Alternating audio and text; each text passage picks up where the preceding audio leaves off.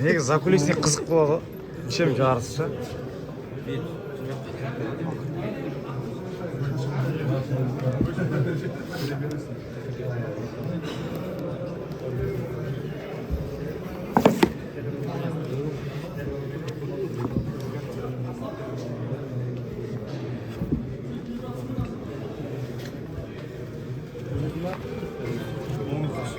Soğuk'a görüşürüz. Soğuk'a görüşürüz. Ha? Tamam, oğlum sen söyle. Oğlum. Ha? Ben bu için istemiyordum.